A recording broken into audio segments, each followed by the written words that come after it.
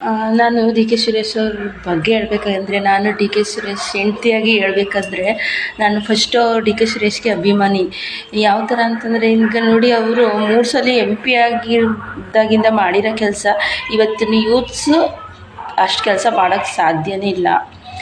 D K Suresh is very active and very intelligent and hard worker.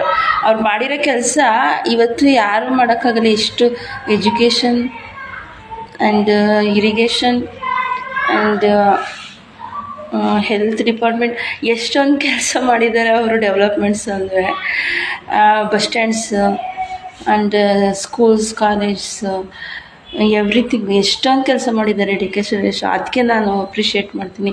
ಎಲ್ಲರೂ ಬಂದು ಕೋಟಿಗಟ್ಟಲೆ ದುಡ್ಡು ಮಾಡ್ಕೊಂಡು ಹೋಗ್ತಾರೆ, ಆದರೆ ಡಿ ಕೆ ಸುರೇಶ್ ಕೆಲಸ ಮಾಡಿದ್ದಾರೆ. ಅದನ್ನು ನಾನು ಅಪ್ರಿಷಿಯೇಟ್ ಮಾಡ್ತೀನಿ. ಅವ್ರಿಗೂ ನಾನು ಅವ್ರ ಫೋಟೋ ಶೇರ್ ಮಾಡೋದು ಇಷ್ಟ.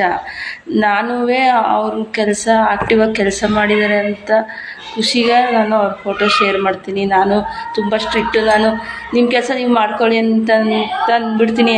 ಆದರೆ ಅವರು ಕೆಲಸ ಅಪ್ರಿಷಿಯೇಟ್ ಮಾಡಿದಾಗಲೇ, ನಾನು ಚೆನ್ನಾಗಿ ಕೆಲಸ ಮಾಡಿದ್ದಾರೆ ಅಂತ ಅಂದಾಗಲೇ ನಾನು ಅವ್ರ ಫೋಟೋ ಶೇರ್ ಮಾಡೋದು.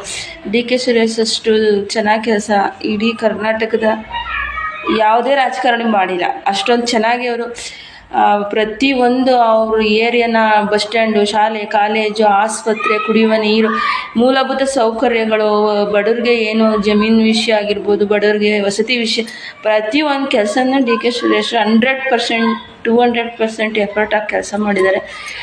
ಅದಕ್ಕೆ ನಾನು ಮೊದಲು ಅಭಿಮಾನಿಯಾಗಿ ನಾನು ಅವ್ರ ಫೋಟೋನ ನಾನು ಶೇರ್ ಮಾಡೋದು.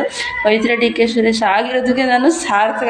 ಇಂಥ ಒಳ್ಳೆ ಆ್ಯಕ್ಟಿವ್ ಆಗಿರೋ ಒಬ್ಬ ಸಮರ್ಥನ ನನ್ನ ಗಂಡ ಅಂದ್ಬಿಟ್ಟು ನಾನು ಖುಷಿ ಪಡ್ತೀನಿ.